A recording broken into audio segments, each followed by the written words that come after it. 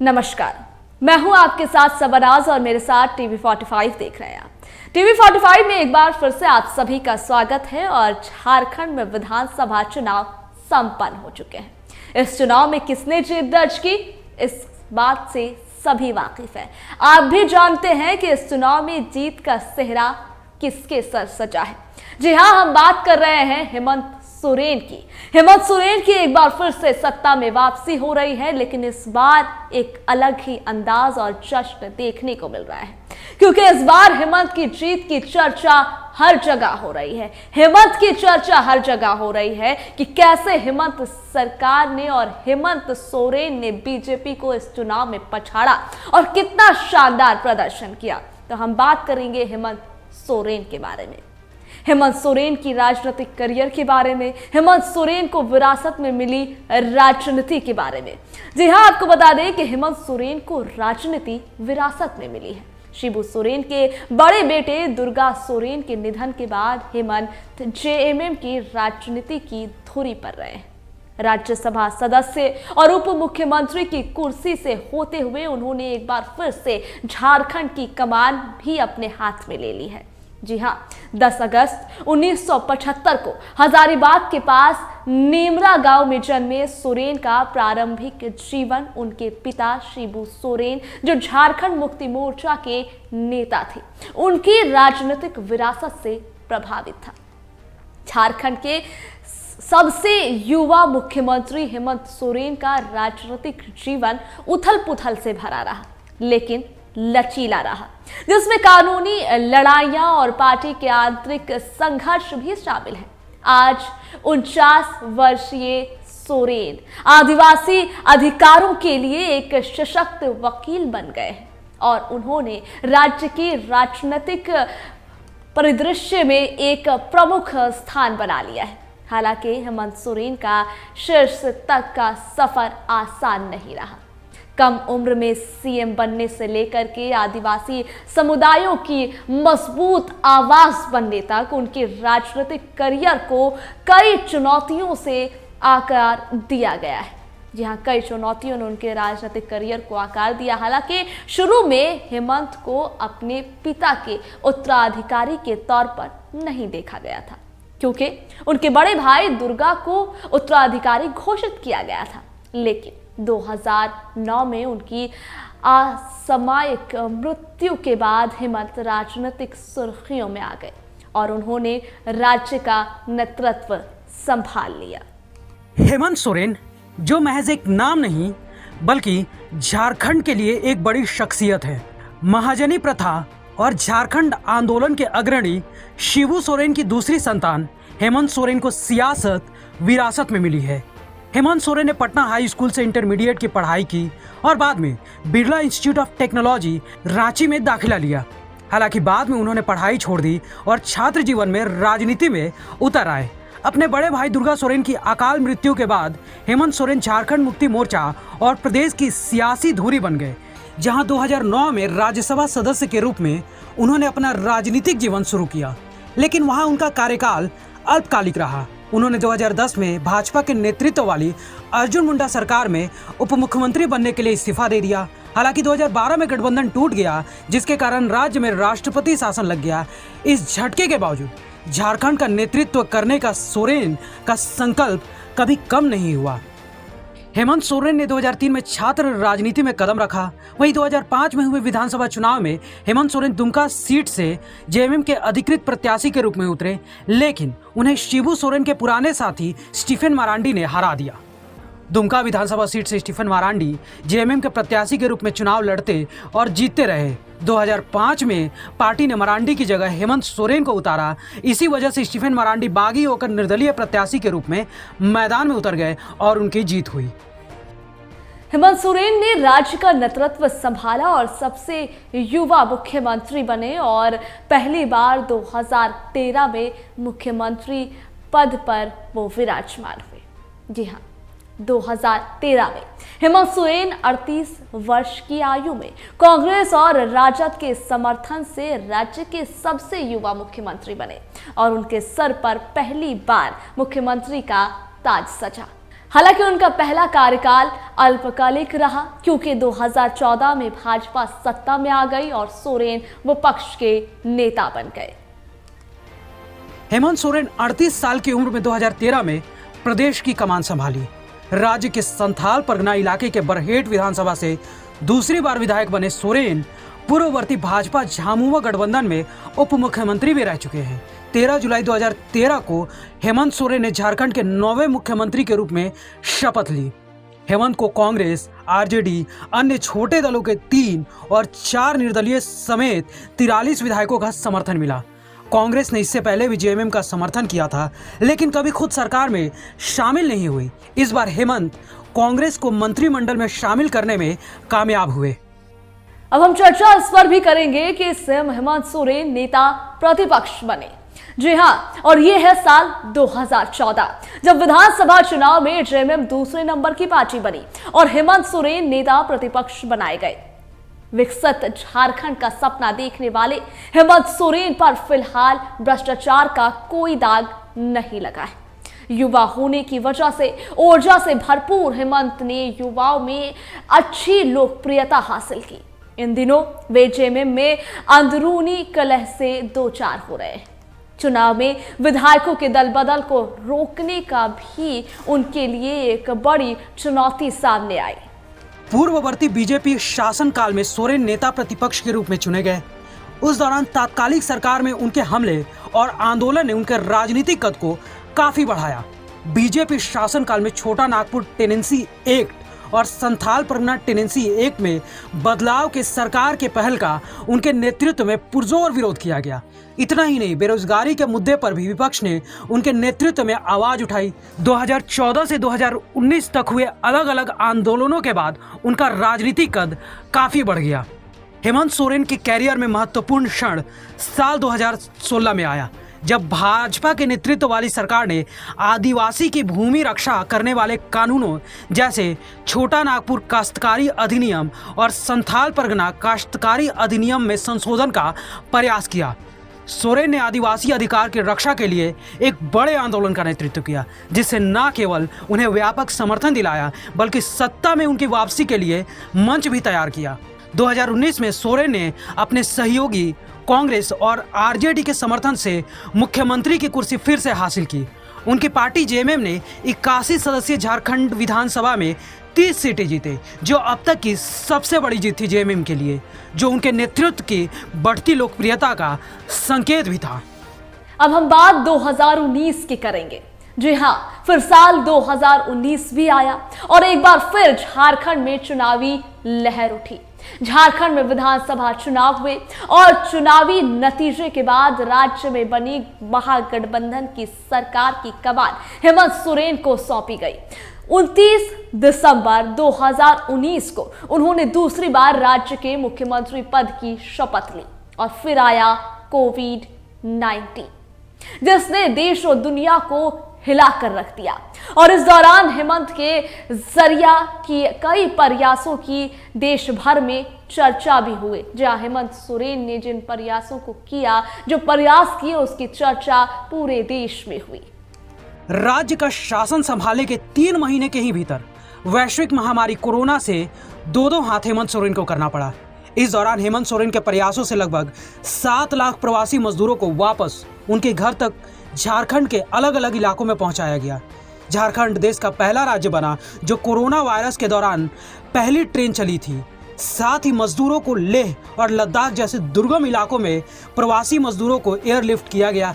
इतना ही नहीं, कोविड-19 के दौर में राज्य भर में 6500 से अधिक चलाए गए मुख्यमंत्री किचन की वजह से पूरे देश में उनकी छवि की काफी चर्चा हुई। हेमंत सोरेन को झारखंड राज्य के दुमका और बरहेट निर्वाचन क्षेत्र के लिए उनके असाधारण कार्य के लिए 2019 में चैंपियन ऑफ चेंज अवार्ड से सम्मानित किया गया। यह पुरस्कार 20 जनवरी 2020 को विज्ञान भवन नई दिल्ली में तात्कालिक राष्ट्रपति प्रणब मुखर्जी द्वारा प्रदान किया गया था। फिर सीएम हेमंत सोरेन के जीवन में वो दिन भी आया जब उन्हें सीएम पद से इस्तीफा देना पड़ा। जी हां, लगातार कामयाबी की राह नाप रहे हेमंत सोरेन का कार्यकाल विवादों से मुक्त नहीं रहा। इतना आसान नहीं रहा उनका ये सफर। झारखंड की सियासत और हेमंत सोरेन के जीवन में 2023 का वो साल भी आया जहां उन्होंने खुद को एक भूमि घोटाले से जुड़े मनी लॉन्ड्रिंग मामले में उलझा हुआ पाया, जहां हेमंत सोरेन के 31 जनवरी को मुख्यमंत्री पद से इस्तीफा देने के तुरंत बाद उन्हें गिरफ्तार कर लिया गया। जी हां, उन्होंने पहले इस्तीफा दिया और उनके इस्तीफा देने के तुरंत बाद उनकी गिरफ्तारी हो गई।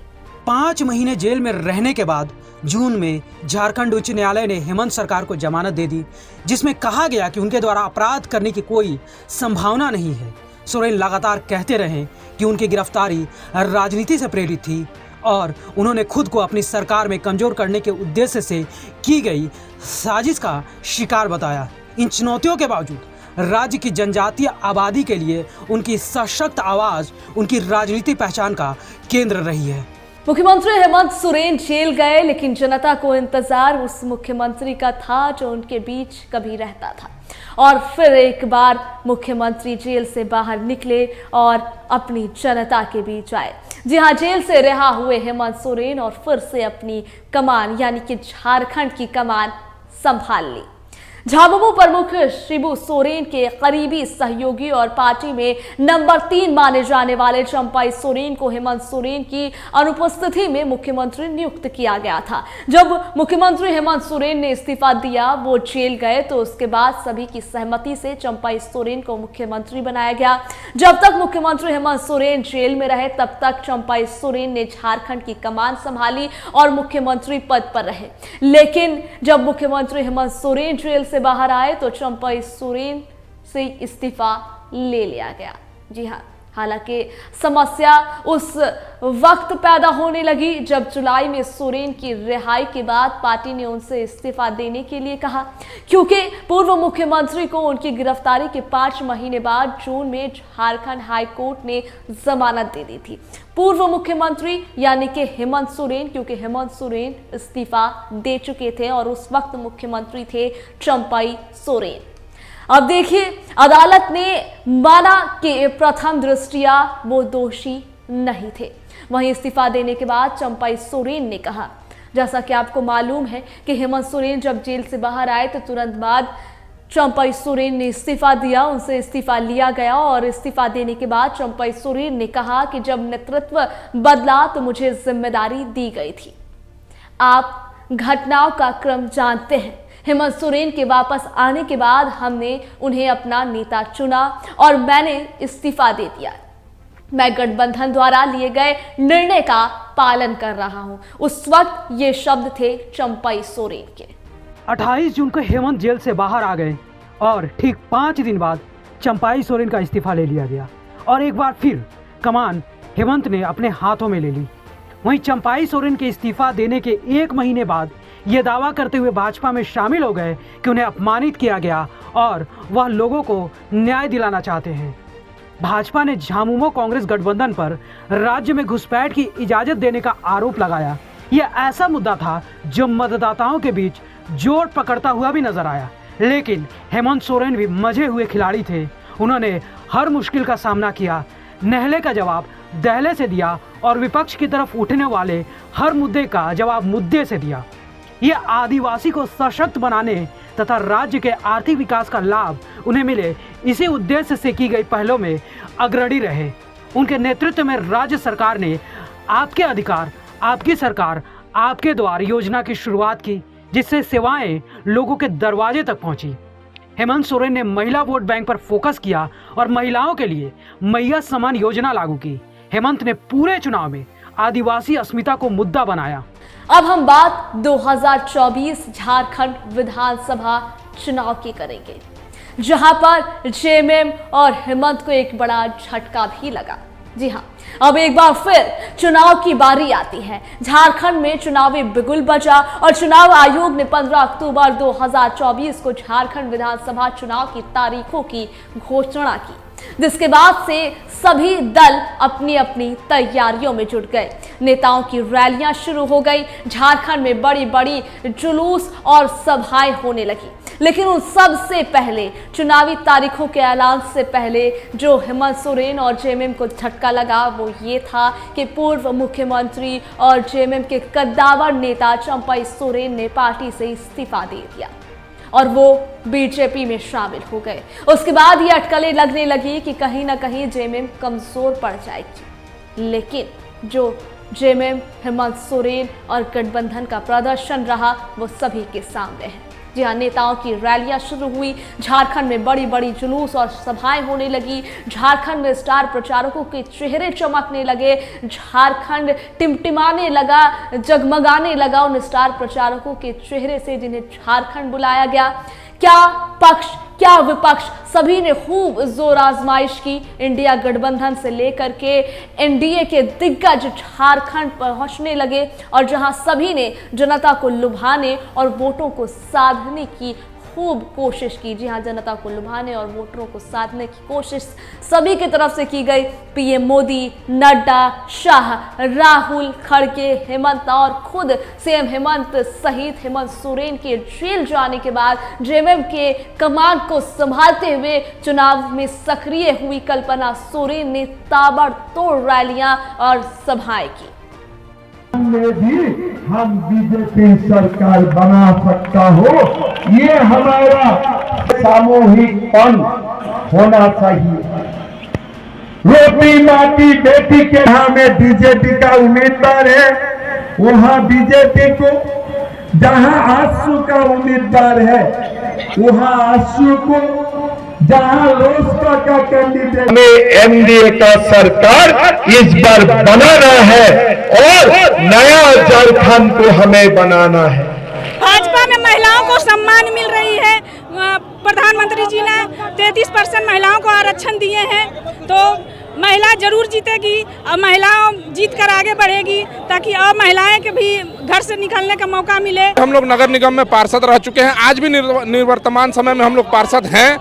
तो जहां तक नली गली और जल पानी की जो व्यवस्था है वो काफ़ी हम लोगों ने सुदृढ़ करने का काम किया था, लेकिन जब से ये हेमंत सोरेन की सरकार आई है, पिछला 5 साल से आप लोग देख रहे हैं नगर निगम का चुनाव नहीं होने दिया गया। उसका एक ही रीजन था कि जो भी नगर निगम से योजनाएं पारित थी, चाहे वो 8 लेन सड़क हो, चाहे हर घर नल जल योजना हो, उसको इन लोगों ने रोकने का काम किया। ये जो आप 8 लाइन देख रहे हैं, पुल पुलिया देख रहे हैं, आप यहाँ हाईवे देख रहे हैं, यूनिवर्सिटी देख लीजिए, डीसी कार्यालय देख लीजिए, ये रघुवर दास की सरकार का देन है जो विकास कार्य यहाँ किया। और रोजगार की बात कहिए तो नगर निगम में हजारों हजार करोड़ का योजना पास हुआ है। आज आप हेमंत सोरेन का जो लुटेरी सरकार है, लोहा कोयला यहाँ तक कि यहाँ के माटी बेटी रोटी जमीन तक को, आदिवासियों का जमीन को हड़पने का काम किया। बांग्लादेशियों घुसपैठियों के द्वारा यहाँ के बेटियों को लूटा गया, यहाँ के आदिवासियों को जमीनों को लूटा गया। जाति के नाम पर बांटने वाले नेता समाज के दुश्मन है, देश के दुश्मन है, इनसे सावधान रहना है और सावधान रह करके एक भारत श्रेष्ठ भारत की परिकल्पना को साकार बनाने के प्रधानमंत्री मोदी जी के यहाँ आह्वान को आगे बढ़ाना है।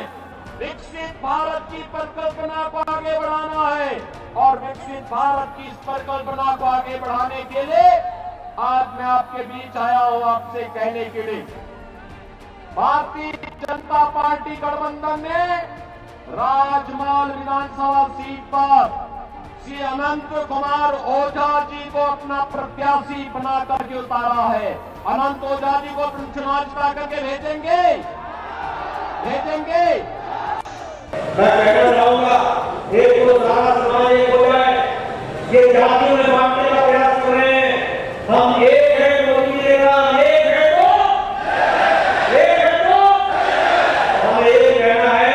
और ये जो जमीन का घपला और ये इतिहास चल रहा है, इसको रोकने का काम आपको 20 तारीख को करना है और आपको इस बात को पूरा करने के लिए पूरी ताकत आपको लगानी पड़ेगी। ऐसा मैं आपको निवेदन करने आया हूं और इस भ्रष्ट सरकार को, निगमी सरकार को उखाड़ देने का मौका है। तो किसकी सरकार थी? और जोर से बोलो, किसकी सरकार थी? कांग्रेस की सरकार ने झारखंड को अपना अधिकार नहीं दिया और आज मुख्यमंत्री बनने के लिए हमारे हेमंत जी उनकी गोदी में बैठ गए हैं, गोदी में बैठ। वो भूल गए कि यहां पर सैकड़ों युवाओं ने बलिदान दिया था, लाठियां खाई थी, और वो सिर्फ मुख्यमंत्री बनने के लिए कांग्रेस और आरजेडी में इनकी गोदी में गए। भाइयों बहनों माताओं, झारखंड को बनाने का काम भारतीय जनता पार्टी के महान नेता हमारे पूर्व प्रधानमंत्री अटल बिहारी वाजपेयी जी ने किया। वाजपेयी जी ने बहुत बड़ा सौभाग्य है मुझे देवघर आने का सौभाग्य तो पहले भी मिला है, लेकिन सारठ में पहली बार आप सभी के दर्शन करने का अवसर मिल रहा है। और जहां भी मेरी नजर पहुंच रही है, लोग ही लोग हैं। वहां हेलीपैड के पास भी उतनी ही तादाद में लोग हैं। ये अद्भुत दृश्य है। जो लोग राजनीति का गणित लगा के बैठे रहते हैं, एयर कंडीशन कमरों में जोड़ तोड़ करते हैं कि इधर गया तो ऐसा होगा, उधर गया तो ऐसा होगा, इतना गया तो ऐसा होगा, इतना गया तो ऐसा होगा। अरे देख लो, चुनाव का नतीजा यहां दिखाई दे रहा है।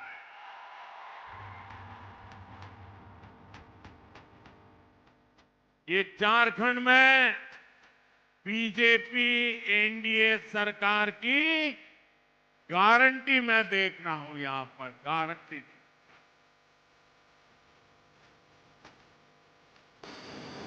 और आपको मालूम होगा कि हमने भारत सरकार में अभी 1,36,000 करोड़ रुपया बकाया का दावा बना रखा है। आज इस पर भारतीय जनता पार्टी के लोगों को बोलिए कि हमने झूठ बोला है। और ये नीति निर्धारक जो भी रहे हैं, कहीं ना कहीं विस्थापित लोगों के प्रति थोड़ा और पर्यावरण के प्रति भी बहुत सजगता नहीं दिखी है। और निश्चित रूप से आप आगे देखेंगे, हम खनिज के क्षेत्र में आने वाले समय में विशेष रूप से हमारी कार्य योजना बनेगी। उसका पहला पड़ाव आपने देखा होगा कि हम लोगों ने विस्थापन आयोग का हम लोगों ने नियमावली भी बनाई है, और आने वाला समय में इसकी बहुत बड़ी भूमिका इस राज्य पे होगी। और यहाँ के लोग जो विशुद्ध रूप से किसान और खेती बाड़ी से जुड़े लोग हैं, इनके आने वाले सब देखिए, चुनाव ये विपक्ष में चले गए या ले जाया गए, ये दोनों अलग अलग। आप जो संदर्भ में लेना चाहते हैं, अगर चले गए तब असर उसका दूसरा है, ले जाया गए तब उसका असर दूसरा। देखिए, इस मामले में मैं यही कहूंगा कि उसको हमने नहीं, राज्य की जनता ने जन्म दिया है।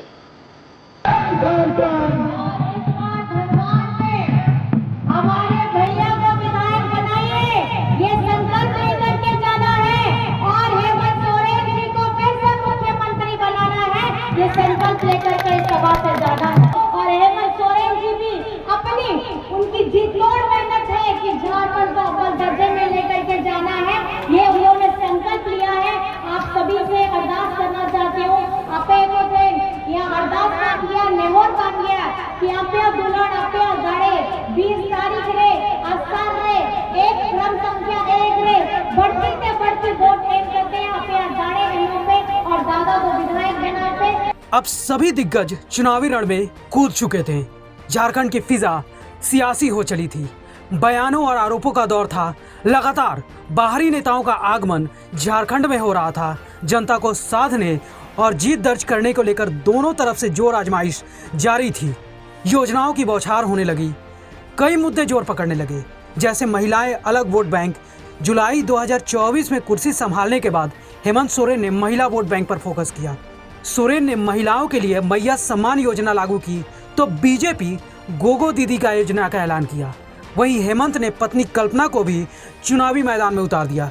कल्पना ने पूरे चुनाव में करीब 100 रैलियां की। इन रैलियों में महिलाओं की भारी भीड़ नजर आई तो एनडीए ने मोदी, शाह, नड्डा सहित कई मुख्यमंत्रियों को झारखंड में बुला लिया।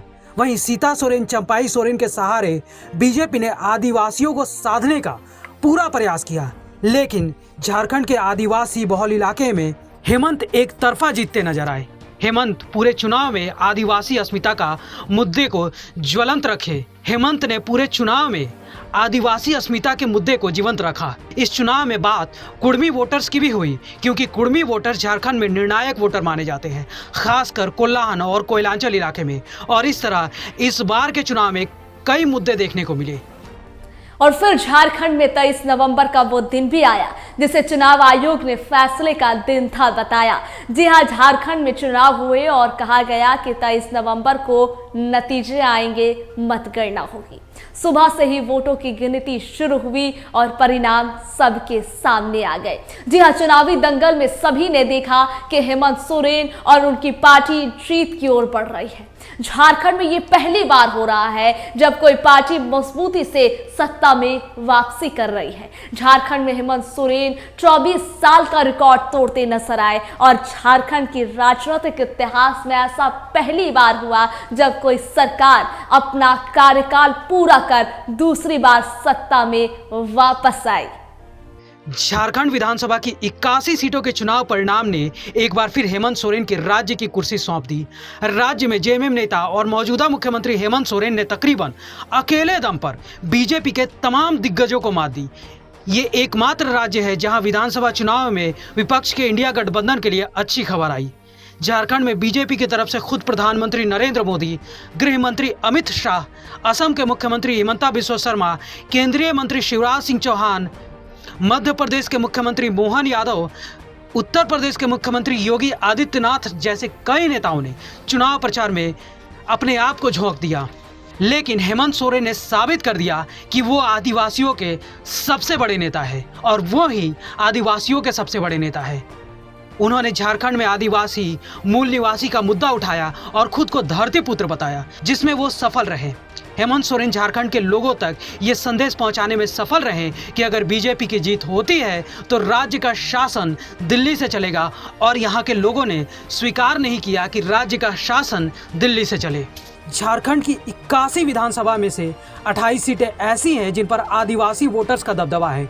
इन सीटों पर 3 दशकों से भी ज्यादा समय जेएमएम का वर्चस्व रहा है। साल 2019 के विधानसभा चुनाव की बात करें तो इन 28 में से महज 2 सीट पर ही बीजेपी जीत सकी थी, और इस बार वहां भी झारखंड मुक्ति मोर्चा की चुनौती बीजेपी नहीं दे पाई। बीजेपी ने झारखंड में आदिवासियों को रिझाने की पूरी कोशिश की। उसने जेएमएम के पुराने नेता चंपाई सोरेन को भी अपने खाते में खींच लिया, लेकिन फिर भी आदिवासी नेता के तौर पर हेमंत सोरेन को कोई चुनौती नहीं दे पाया। हेमंत सोरेन की इसी जीत में राज्य सरकार की कल्याणकारी योजनाओं की भी बड़ी भूमिका रही। राज्य की हेमंत सरकार 18 साल से ज्यादा उम्र की महिलाओं के लिए मैया सम्मान योजना चलाती है, जिसके तहत महिलाओं को हर महीने 1000 रुपए दिया जाता है। इस योजना की घोषणा चुनाव के करीब 3 महीने पहले की गई थी। इसके तहत 16 लाख महिलाओं के खाते में पैसे भी आने शुरू हो गए। हेमंत सोरेन ने चुनाव से ठीक पहले इसे 1000 से बढ़ाकर 2500 रुपए करने का वादा किया, जिसका असर वहां दिखाई दिया। और इन सब के साथ हेमंत सोरेन ने झारखंड विधानसभा चुनाव में बीजेपी के दिग्गजों को धूल चटाते हुए और फिर एक बार फिर झारखंड में जीत दर्ज की और झारखंड की कमान अपने हाथ में ले ली। तो ये था हेमंत सोरेन का राजनीतिक करियर कि कैसे उन्होंने राजनीति में कदम रखा, कितने उतार चढ़ाव को उन्होंने फेस किए, किस तरीके से उन्होंने चुनाव लड़ा, कितनी लोकप्रियता उन्होंने हासिल की और कितनी जोर आजमाइश उन्होंने की, किन किन चीज़ों से होकर उन्हें गुजरना पड़ा और कैसे उन्होंने इस शानदार जीत को हासिल की और किस तरह अब उनकी सरकार दोबारा बनी। फिलहाल मुझे इजाजत